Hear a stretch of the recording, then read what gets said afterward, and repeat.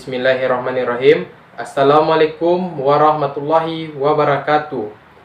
Perkenalkan, nama saya Isnain Putra Devnur, BP 20 10 81 30 10. Baiklah, pada kesempatan kali ini saya akan memaparkan materi tentang kepemilikan sistem ekonomi komando. Sistem ekonomi komando merupakan suatu sistem ekonomi di mana negara atau pemerintah memiliki kendali penuh terhadap semua aktivitas ekonomi yang berlangsung di pasar pada negara tersebut. Sistem ekonomi komando sering juga disebut dengan sistem ekonomi terpusat atau terpimpin atau sosialis. Sistem ekonomi komando atau sistem ekonomi terpusat adalah suatu sistem ekonomi yang seluruh kegiatannya berpusat, diatur, dan diawasi oleh pemerintah. Pada sistem ekonomi komando ini, semua sumber daya produksi dan modal dimiliki oleh pemerintah. Jumlah barang dan jasa yang beredar, cara memproduksi barang, harga barang, dan segala hal lain diatur oleh pemerintah. Dan pihak swasta tidak memiliki kekuasaan yang berarti dalam pasar. Negara yang menganut sistem ekonomi komando biasanya memiliki program ekonomi yang bersifat massal, yang berlaku bagi semua orang. Tujuan dari sistem ekonomi komando ini ialah untuk mencapai kemakmuran masyarakat yang merata dan tidak terjadi kesenjangan dan penindasan ekonomi oleh pihak tertentu.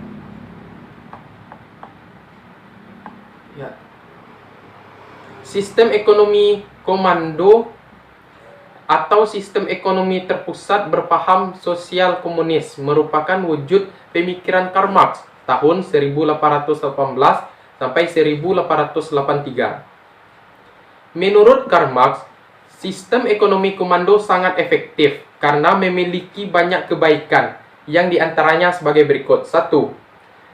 Pengendalian kegiatan ekonomi negara lebih mudah dilakukan. 2. Segala kegiatan ekonomi berada di bawah tanggung jawab pemerintah. 3. Dapat mengatasi kesenjangan antara golongan kaya dan golongan miskin.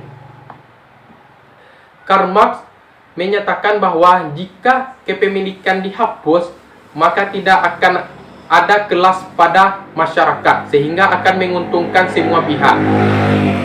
Pendapat tersebut mendasari ekonomi komando atau ekonomi terpusat ini.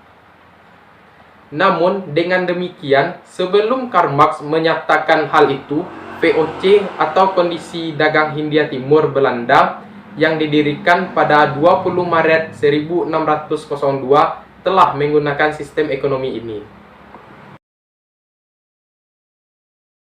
Assalamualaikum warahmatullahi wabarakatuh. Perkenalkan, nama saya Mega Ulia, BP 20 10 81 10 12, akan menjelaskan tentang motif dari sistem ekonomi komando. Yang pertama yaitu kekuasaan tertinggi ada di tangan pemerintah. Dan yang kedua, pemerintah memiliki tanggung jawab penuh terhadap perekonomian dalam sebuah negara. Yang ketiga, pemerintah berhak untuk membuat peraturan perekonomian yang harus ditaati oleh semua orang yang terlibat di dalamnya. Dan selanjutnya, pemerintah memiliki kekuasaan untuk menentukan barang dan jasa apa yang boleh tersebar di pasaran. Masyarakat tidak bisa menemukan apa yang ingin mereka jual karena sudah diatur oleh pemerintah. Assalamualaikum warahmatullahi wabarakatuh. Perkenalkan, saya Sri Nikela Septiani dengan nomor BP 20 10 81 2022. Pada kesempatan kali ini saya akan melanjutkan pembahasan mengenai kebebasan dalam memilih. Pada sistem perekonomian komando, tidak ada kebebasan memilih yang diberikan kepada masyarakat oleh pemerintah, karena segala sesuatu perekonomiannya diatur oleh pemerintah secara menyeluruh, sehingga masyarakat hanya tahu memproduksi apa dan bagaimana cara mengelola sumber daya alam yang akan mereka produksi. Pada perekonomian komando, masyarakat cenderung tidak kreatif, karena mereka diatur dan mereka beranggapan tidak perlu berinovatif untuk memproduksi barang apa. Lalu sering terjadi monopoli perdagangan yang dilakukan oleh oknum-oknum yang tidak bertanggung jawab. Masyarakat yang hanya tahu memproduksi apa dan bagaimana cenderung tidak tahu bagaimana berjalannya sistem perekonomian komando ini. Mereka hanya tahu apa yang diberikan oleh pemerintah dan apa yang untuk mereka, sehingga oknum-oknum yang tidak bertanggung jawab bebas memonopoli mereka. Selanjutnya, pada sistem perekonomian ini sering terjadi pergejolakan dalam perekonomian. Mengapa bisa terjadi? Karena suku bunga dolar yang semakin menaik, maka harga mata uang tersebut akan menurun. Akibatnya, sering terjadi pergejolakan dalam perekonomian, terutama dalam mata uang. Selanjutnya, pertumbuhan perekonomian yang melambat. Mengapa ini bisa terjadi? Karena pemerintah lebih cenderung fokus kepada kebutuhan dasar masyarakat, sehingga pemerintah kurang memperhatikan kebutuhan dunia atau kebutuhan apa. Assalamualaikum warahmatullahi wabarakatuh. Saya Nabila Ismi, BP 2010811006. Di sini saya akan menjelaskan materi tentang kompetisi. Baiklah, di dalam sistem ekonomi komando tidak terdapat kompetisi karena tidak adanya persaingan di pasar. Jadi masyarakatnya cenderung kurang inovatif dan kreatif. Mereka merasa bahwa mereka tidak memerlukan atau membutuhkan hal-hal yang baru dikarenakan tidak adanya persaingan atau kompetisi di dalam pasar. Mereka merasa bahwa negara sudah mengurus atau mengatur semuanya, sehingga mereka tidak perlu mencari hal-hal yang baru. Assalamualaikum warahmatullahi wabarakatuh. Perkenalkan, nama saya Srini Kelas Septini dengan nomor BP 2010812022. Kali ini saya akan menyampaikan pembahasan mengenai sistem kelas. Dalam perekonomian komando, mereka belum ada mengenal sistem kelas karena pada masa itu segala sesuatu ketentuan telah diatur oleh pemerintahan terpusat dan telah ada peraturan secara khusus, sehingga mereka hanya memproduksi satu barang atau dua jenis barang saja. Pada sistem perekonomian komando inilah kelebihannya, mereka segala sesuatu pemerataan pendapatan bisa diatur oleh pemerintah, sehingga cenderung tidak ada mengenal sistem kelas. Baiklah, saya Ranti Sepsis Putri, BP 2010813022 akan menjelaskan materi tentang konsentrasi kekuasaan. Dalam sistem ekonomi komando, konsentrasi kekuasaan itu berada di tangan pemerintah. Pemerintah memiliki kekuasaan tertinggi dalam sistem ini. Ketika ada suatu permasalahan apapun yang berkaitan dalam perekonomian ini, pemerintah yang mengambil sebuah keputusan tanpa ada pengaruh dari pihak lain. Serta pemerintahlah yang mengatur dan menentukan segala kebijakan dalam kegiatan perekonomian ini, termasuk menentukan barang dan jasa apa saja yang boleh beredar di pasar. Jadi, dapat dikatakan bahwa maju mundurnya suatu kegiatan perekonomian ini ditentukan oleh pemerintah. Assalamualaikum warahmatullahi wabarakatuh. Perkenalkan, nama saya Fadila Zahra dengan nomor BP 2010811022. Saya akan menyampaikan pada bagian 7, yaitu distribusi pendapatan.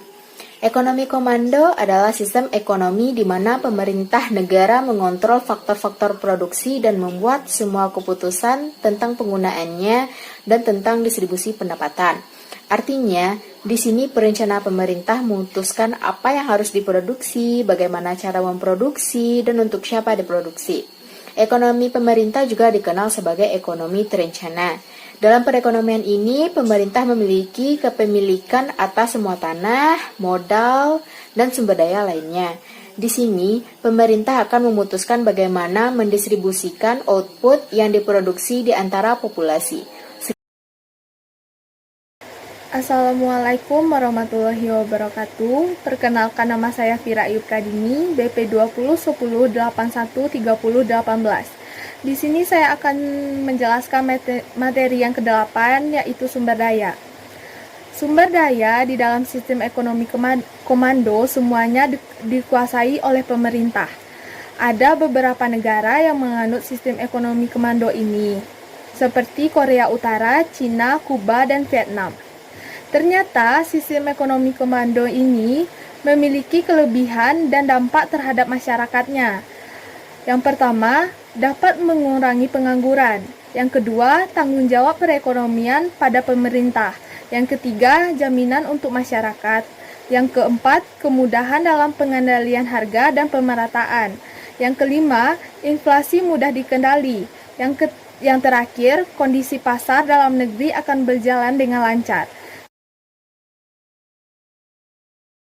Assalamualaikum warahmatullahi wabarakatuh. Perkenalkan, saya Hana Famela, BP 2010811004. Di sini saya akan menjelaskan materi mengenai peran pemerintah dalam sistem ekonomi komando. Sistem ekonomi komando adalah sistem ekonomi yang terpusat pada pemerintah. Di sini, peran pemerintah sangat berpengaruh dalam segala aspek ekonomi. Misalnya, pemerintah mengatur harga dan produksi suatu barang. Selain itu, pemerintah juga mengatur kebijakan-kebijakan berupa kebijakan baru dalam suatu sistem ekonomi tersebut. Assalamualaikum warahmatullahi wabarakatuh. Saya Fania Yunda Devara, BP 2010812004 akan membacakan mengenai insentif pada sistem ekonomi komando. Dalam sistem ekonomi komando tidak ada insentif bagi swasta untuk berusaha karena faktor produksi dan keputusan penggunaannya dipusatkan di tangan pemerintah. Dengan tidak adanya insentif dan penghargaan bagi perusahaan perorangan atau individu untuk mendapatkan laba atau balas jasa, membuat sistem ekonomi ini menjadi loyo dan tidak bersemangat.